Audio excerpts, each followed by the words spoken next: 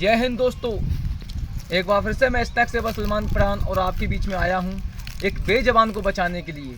ये बेजबान है दोस्तों और सर्दी का मौसम है और सर्दी के मौसम में ये ज़्यादातर नहीं निकलते हैं क्योंकि सर्दी के मारे ये पत्थरों में वो अंदर घुस जाते हैं। जब इनको ज़्यादा भूख लगती है तो भूख के लिए ये घर से बाहर निकलते हैं। बाहर निकलने के बाद में मेढक, चूहे, ये कीड़े मकोड़े, छोटे मोटे कीड़े मकोड़े खाकर जब अपना पेट भरते हैं। तो दोस्तों मैं इनके भोजन के बारे में बता दूं कि ज़्यादातर इनका पसंद भोजन चूहा होता है। दोस्तों ये चूहा बड़े प्यार से खाते हैं और बड़े जायके लेके चूहे को खाते हैं और चूहा इनका खाने के बाद में 2 दिन या 3 दिन में उसको पूरा पचा लेते हैं। उसके बाद फिर ये बिल से बाहर निकलते हैं और भोजन करते हैं। इसी के लिए ये सर्दी के मौसम में अक्सर चूहों की मार, मेढक की मार नहीं मिलते हैं। तो इसी कारण दोस्तों जी घरों में आ जाती हैं। घरों में आने के बाद में लोग देखते ही खेम इन पर हमला कर देते हैं और लाठियों को और डंडों से इनका मुंह तो चल देते हैं कि या कि ये फोटो न खींच ले। दोस्तों कभी कोई सांप फोटो नहीं खींचता और सोचने की क्षमता, कई लोग कहते हैं कि नाग नागिन बदला लेते हैं। तो दोस्तों कोई भी नाग अपने दिमाग में मात्र 5 मिनट तक इंसान को याद रखता है, 5 मिनट के बाद में वो भूल जाता है क्योंकि उनके दिमाग में सोचने की शक्तियाँ नहीं होती। ऐसे ही हर सांप के दिमाग में सोचने की शक्तियाँ नहीं होती और ना ही कोई सांप कभी दूध पीता है। तो दोस्तों सांप के लिए दूध जहर होता है। दूध भूले से भी सांप के आगे ना रखें और सांप ज़बरदस्ती दूध अगर सफेदी लोग पिला देते हैं तो सांप की 3 घंटे के अंदर मौत हो जाती है। सांप को निमोनिया हो जाता है। निमोनिया के कारण सांप की मौत हो जाती है क्योंकि उनकी जहर की पुतली भी वो निकाल लेते हैं।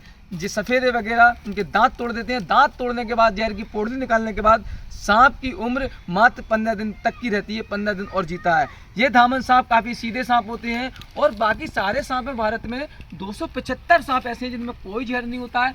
4 सांप जहरीले हैं। Number 1 common krait, number 2 Russell's viper, number 3 Indian spectacled cobra, number 4 cat snake सांप। ये 4 सांप हमारे भारत में जहरीले हैं और कोई से सांप जहरीले नहीं हैं। तो दोस्तों आप इन सांपों की रक्षा करें। जो बेजबान हैं, जे भी इनको भी दुख होता है, इनके भी दर्द होता है, तो आप इनकी रक्षा करें। सर्दी का मौसम है, इसको कल सर्दी लग गई थी तो इसके लिए मैंने कल वहाँ से रेस्क्यू किया था। एक डॉक्टर साहब के कमरे में से, उनके कमरे में घुसा हुआ था, वहाँ से मैंने इसको रेस्क्यू किया तो ये काफ़ी ठंडा हो रहा था बर्फ़ की तरह और इसको जैसे ही मैंने पकड़ा तो मुँह से पानी पटक रहा था तो इसको सर्दी हो गई थी। कल मैंने इसको पूरे दिन एक रुई के बैग में रखा और ऊपर से रुई रखी ताकि इसकी सर्दी चली जाए। आज जब बिल्कुल सुस्त हो चुका है दोस्तों, तो सुस्त होने के बाद में हम इसको जहाँ पर्यावरण में छोड़ने आए ताकि ये बाकी पर्यावरण में अपनी ज़िंदगी बिताए। तो दोस्तों मेरा तुमसे भी अपील है, कभी इस तरीके के सांपों को बिल्कुल ना मारें। दोस्तों ये एक बेजबान है और बहुत सीधे जानवर है। ये कभी किसी भी अटैक नहीं करते। देखिए मैं किस तरीके से इनको पकड़े हूँ,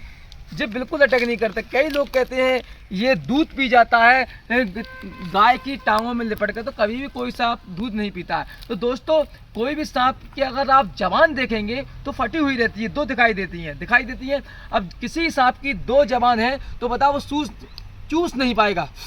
इस तरीके से अपन चूसते हैं, ये आवाज़ आती है। इस तरीके से कोई भी सांप चूस नहीं पाता है तो वो दूध पीने का तो कोई कॉलोमी नहीं है। जब कोई सांप दूध को थन में भी लगाएगा तो उसके नुकीली दांत रहते हैं हजारों की संख्या में, उसके थन में धंस जाएंगे और उसमें खून आ जाएगा। तो कोई भी सांप दूध नहीं पीता है। दोस्तों ये एक मनगढ़ंत कहानी है। तो आज हम इसको इसके पर्यावरण में छोड़ते हैं। आज के लिए मैं इतना ही। आगे की वीडियो तुम मेरे चैनल को सब्सक्राइब करो, मेरी वीडियो को लाइक करो। ऐसी ही जानकारी मैं अक्सर आप लोगों को पहुँचाता रहूँगा। जय हिंद। देखिए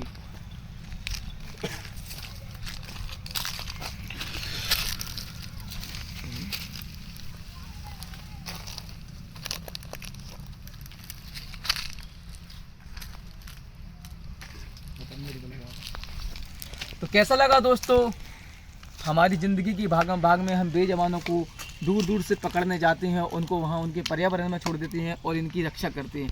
आपके नज़दीक कोई भी जहरीला सांप हो, कोई भी जानवर अगर मुसीबत में है या किसी घर में है तो आप मुझसे संपर्क कर सकते हैं। मेरा नंबर नीचे डायरेक्शन में मिल जाएगा, आप ज़रूर मुझसे संपर्क करें। मैं भी उन जानवरों की मदद करने के लिए 24 घंटे खड़ा हूँ। जय हिंद।